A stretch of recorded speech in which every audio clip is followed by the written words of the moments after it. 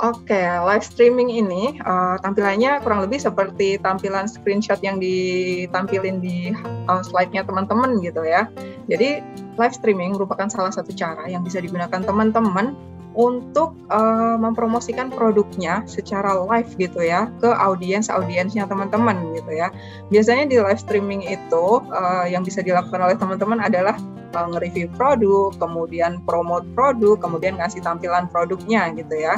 Dan selain teman-teman ngasih review produk, di sini teman-teman juga bisa menampilkan 100 produk ketika teman-teman melakukan sesi live streaming gitu ya. Jadi di sini memang kesempatan yang bagus ya yang bisa dilakukan oleh teman-teman untuk ngasih exposure produknya ke teman-teman ke calon-calon customer atau audiensnya teman-teman gitu ya. Jadi ketika teman-teman mau melakukan sesi live streaming, pastikan teman-teman nggak kelupaan juga nih untuk cantumin produk-produknya teman-teman yang memang sudah teman-teman siapkan melalui seller centernya teman-teman gitu ya. Jadi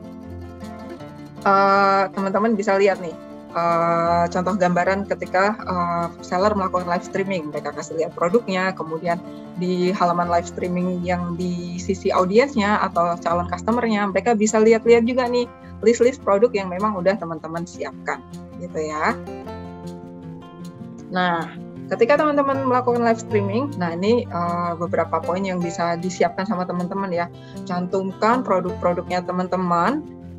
Di sini maksimal bisa sampai 100 gitu ya. Kemudian ketika melakukan sesi live streaming, pasti kan teman-teman nggak jauh-jauh dari nge-review produk atau ngasih lihat suatu produk gitu ya.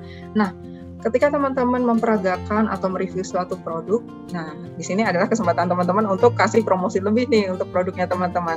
Jadi produk yang saat itu sedang mungkin diperagakan oleh teman-teman atau direview teman-teman, ini langsung dipin aja gitu di halaman live streamingnya supaya si audiensnya atau calon customer-nya juga langsung nih, oh ini produk yang lagi dipromo ini, jadi mereka lebih mudah untuk nemuin produknya teman-teman gitu ya.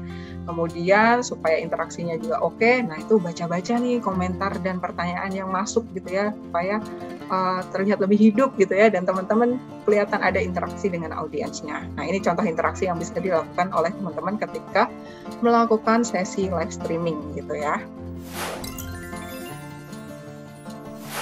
Kemudian dari gambaran itu tadi, sebenarnya apa aja sih yang bisa teman-teman lakukan supaya live streamingnya teman-teman tuh bisa berjalan dengan lancar, sukses gitu ya. Kemudian objektif atau tujuan teman-teman ketika live streaming itu bisa tercapai gitu. Jadi teman-teman diharapkan bisa mempersiapkan 6 hal penting ini ya ketika teman-teman akan melakukan live streaming.